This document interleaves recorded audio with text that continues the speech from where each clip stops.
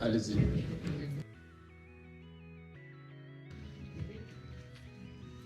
Donc votre parcours, qui êtes-vous? Bonjour à tous, déjà. Waouh. Impressionnant. Écoutez, moi je suis Mika Lachaud. Je suis formateur indépendant. Formateur, je me dis, impactant. J'espère. Donc je vais raconter une petite histoire. Je vais vous parler de mon histoire, plus exactement. Et elle commence en fait en 2014. J'intègre en fait une entreprise dans le monde de la relation clientèle abonnée pour une célèbre marque, Free. Et j'ai pu intégrer très rapidement donc, ces équipes-là. Et en 2016, j'ai une célébration. Je deviens Best Performer, donc le meilleur conseiller sur 4000 salariés de la marque Free, ça en moins d'un an. Et je suis très fier de faire ce parcours-là. Et à un moment donné, il se passe que le 2 novembre 2021, mon parcours professionnel s'écroule, vraiment, avec fracas.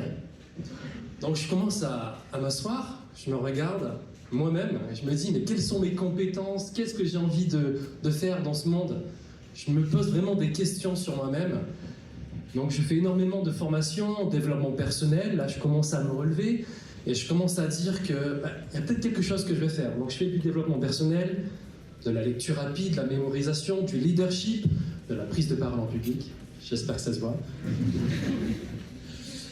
Et du coup ça suffit pas. Ça suffit pas parce que j'ai envie de capter les gens, j'ai plein de choses en moi, mais qu'est-ce que je fais de tout ça maintenant? Du coup, tic, tac, septembre 2022, j'intègre tout simplement un centre de formation pour passer le titre de FPA. Et là, je me rends compte que expert, ce n'est pas du tout formateur, rien à voir. J'étais expert dans la relation clientèle, dans le commerce, c'était super, mais transmettre, ça n'a rien à voir avec expert. Donc, pour moi, à mon sens, si on veut transmettre, il faut un titre FPA. C'est pour moi le plus important, avec ce que j'ai vécu en tant qu'apprenant en tout cas. Maintenant, le parcours s'est passé. Janvier 2023, j'intègre un centre de formation pour faire mon stage, pour valider justement ce titre FPA. Et je remercie Diosi qui est juste ici, qui est un de mes anciens apprenants lors de mon stage, qui j'ai accompagné, qui est maintenant dans le monde de l'audiovisuel et qui est là, qui tient son rôle avec passion.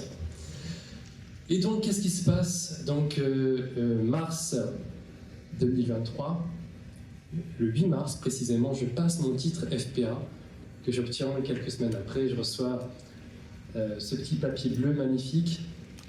Et une fois que j'ai reçu ce titre-là, 3 semaines après, je signe mon premier contrat en tant que formateur indépendant. Une fois que j'ai signé ce contrat, super, magnifique, je travaille 3 mois dans un centre de formation où je m'éclate sur les savoir-être, savoir-faire. Et à un moment donné, je commence à baisser un peu la tête parce que juillet août, c'est très calme dans le monde de la formation. Je pense que ça, vous devez vous en douter. Et vous savez, je dirais pas qu'il y ait de bonnes ou de mauvaises situations. Je dirais qu'avant tout, ce sont des rencontres, des gens qui m'ont tendu la main. Et à ce moment-là, Modula m'a tendu la main. Notamment une pépite, c'est Ornella Marchiv, qui m'a vu en moi un formateur couteau suisse, multifonction. Donc elle m'a confié de grandes tâches, notamment donc formateur, ça a commencé en team building, donc cohésion d'équipe, en communication, relation clientèle, donc mon ancien métier, en insertion sociale et professionnelle, donc pour pouvoir accompagner des jeunes justement dans le monde de la formation. Et là, ça s'est passé donc fin 2023, début 2024. Et donc avril 2024, qu'est-ce qui se passe pour moi? C'était un objectif pour moi depuis le début que j'ai commencé ce titre FPA, je deviens formateur de formateurs, tout simplement. Donc là pour moi, c'était vraiment un vrai plaisir de pouvoir faire briller autant que j'aime me faire briller mes apprenants. Et donc qu'est-ce qui se passe à ce moment-là? Tic, tac, il y a tout simplement quelques semaines, il y a une personne qui est très importante qui se trouve ici, qui me passe un petit coup de fil, qui me dit tiens, c'est Émilie, je t'appelle. Mika, j'ai un truc à te confier.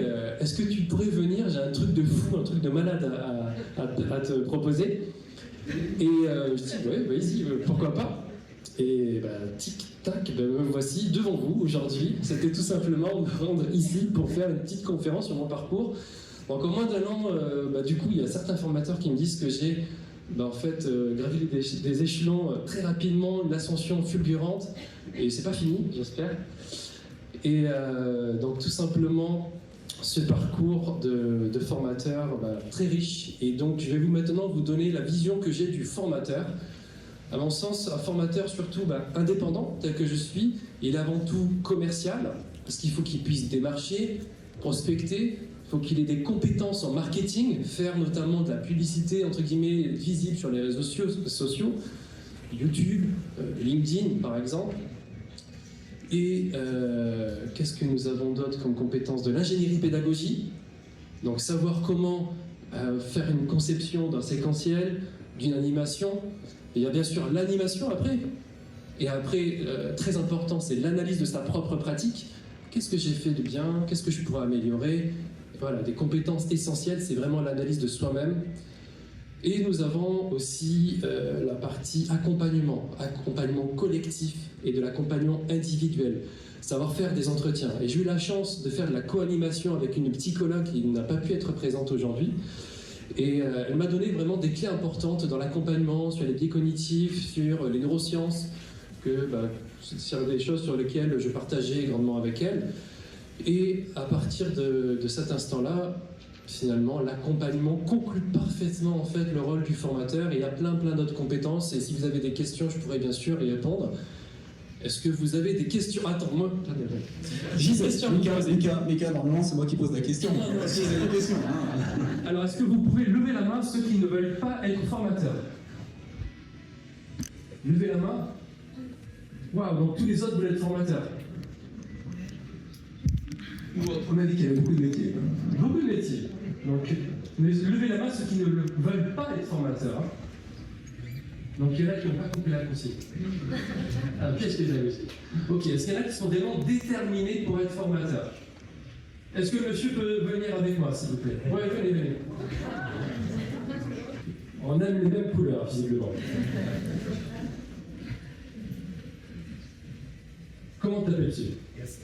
Gaspard. Bonjour. Bonjour. Donc est-ce que tu as un téléphone? Oui. Sors-le, s'il te plaît.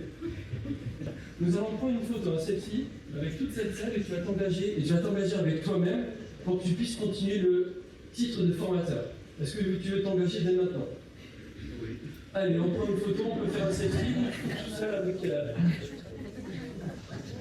Une compétence, la photo. C'est une compétence. Et tu peux même faire une vidéo et puis tu peux dire je suis formateur à partir de maintenant. Tu peux même faire la photo?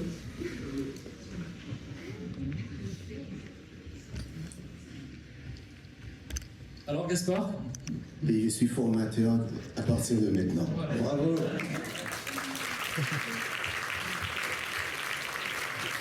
Merci Gaspard. Bonjour à tous, bonjour Mika. Bonjour. Merci pour cette présentation en couleur.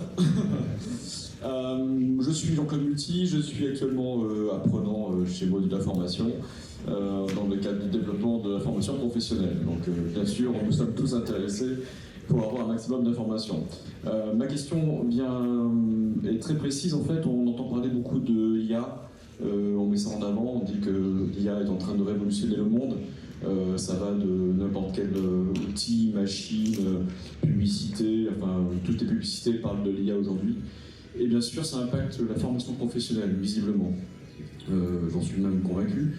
Et à ce titre, je voulais savoir quel impact vous imaginez sur votre métier de formateur, comment vous voyez la formation, le métier de formateur demain, et qu'est-ce que l'IA va nous apporter, sachant que moi aujourd'hui je m'inscris dans la formation professionnelle pour gérer une appétence sur justement le relationnel avec l'humain, me connecter à l'humain, c'est essentiel. Je crois que des témoignages qu'on a pu entendre, c'était important, notamment chez vous, Sarah, dans cette relation, chez vous également à côté, Amanda, voilà. Donc je voulais savoir quelle image vous avez du formateur de demain avec cette nouvelle technologie. Je pense que la question a 1 an et demi de retard. Non, clairement, en fait, l'IA est déjà là, elle est déjà utilisée, et maintenant, ça va être juste une question d'habitude. L'IA, elle a une importance, et elle a encore plein de belles choses à nous faire, à nous montrer, en fait. Et concernant le métier de formateur, il y a des aides, même moi, que je peux utiliser, que j'utilise, pour trouver des icebreakers sur des thématiques bien particulières. Ça peut être sur la conception, des idées dans l'animation. Est-ce que pour ces thématiques, je vais plutôt utiliser une méthode active ou une méthode interrogative? J'ai des doutes. Que pense l'IA? Pourquoi pas? On peut aussi poser des questions, finalement. Mais ça ne veut pas dire que ça ne va remplacer, finalement. J'ai pu l'utiliser aussi, pour m'amuser, de faire des supports avec cela. Donc des supports de présentation. C'est tout à fait réalisable. Et on peut imaginer aussi l'IA maintenant sur du e-learning. C'est-à-dire on prête notre voix à l'IA, on met le texte, on met un avatar qui nous ressemble et on peut faire du e-learning avec ça.